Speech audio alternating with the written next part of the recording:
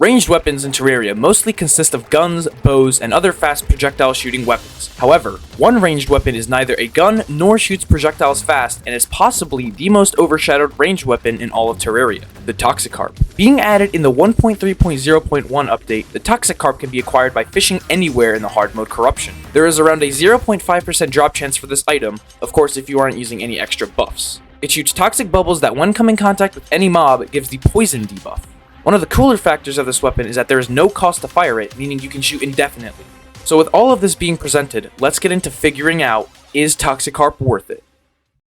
From base value, without any armor or buffs, Toxikarp deals a base damage of 43 without the poison effect. It has a use time of 10 and a critical strike chance of 4%. The Toxikarp has a DPS of around 290, which at face value really does not sound amazing. But the most intriguing thing about this weapon is that comparing its velocity of 8.5 to the Mini Shark, a ranged weapon that fires fast-moving bullets, is actually higher, with the Mini Shark only having a velocity of 7. This means that when you fire this weapon, the bubbles actually move faster than the bullets of the Mini Shark, which is a great look for the Toxikarp already. The Toxikarp has a strange property while shooting, however. When it fires these toxic bubbles, they don't go fully straight, but rather actually start to rise almost immediately after being fired. They also bounce off of any fluid source such as water, lava, and honey. This trait can sometimes make this weapon a no-go for some people, as the bubbles rising could potentially mess up a boss fight, seeing as these bubbles don't go straight and some people might need them to. This doesn't necessarily make it a bad thing though, as this can have some uses. For example, if you're fighting off a large crowd of enemies, if there are any airborne enemies, they might get hit in the crossfire of these bubbles, leading to a prominent crowd control characteristic, considering that the bubbles being shot come out at a fast pace as well. Let's say that when you acquire this item, you've just beaten the wall of flesh. The new hard mode enemies can pile up fast, and without much time to think, you might succumb to the wrath of these high health and high damage mobs. But using the Toxikarp might take this stress off your back, as shown here, can deal with early hard mode enemies quite easily,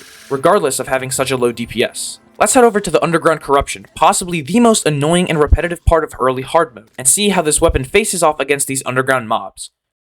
With some decent accuracy and some dodging, we can see that the Toxikarp has little to no difficulty handling these mobs. As said before, its overall DPS is not the best, but it does fire a lot of projectiles at once and also does not require ammo, which is why it can be so consistent. Now that we've seen it up against normal mobs, let's take a look at how it goes up against bosses. Let's assume that you're in early hard mode and you're just starting to get ready to fight the mechanical bosses. The boss I'll be looking at is the twins. The Toxikarp against the twins, I'm just going to outright say, is surprisingly effective. While it's obviously not the best weapon to fight the twins, we can clearly see that it actually performs well against them. The strategy that I used here against the twins was I made a solid, long platform and I ran across it shooting Spaz, the green eye, and every once in a while my bubbles would miss and hit Rhett, the red eye. So really no shots ever missed even with the bubbles rising. When Spaz turned into his second form, I had a little bit of trouble with it, but since the bubbles have some decent range, I was able to finish the job easily. Since Rhett likes to keep a distance, I just stood under him, fired up, and just like that, the fight was over. Now, let's head on to the Destroyer. It's pretty obvious that the Toxikarp is not going to perform well against the Destroyer, since most ranged weapons don't. So let's move on to something a little further into the game. Plantera. Now, I know what you guys are thinking. Plantera. There's no way this early hard mode weapon is going to fight well against Plantera.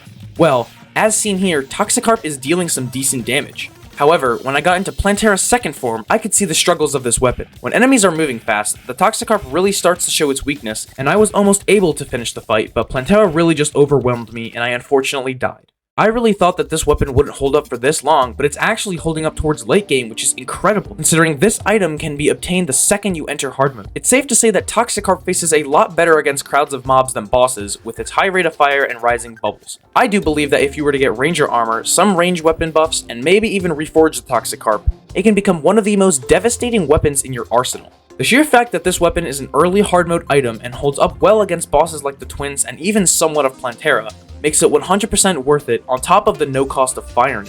If you need a weapon to hold off those pesky mobs and something to get you through a few bosses, consider the Toxikarp for your struggles.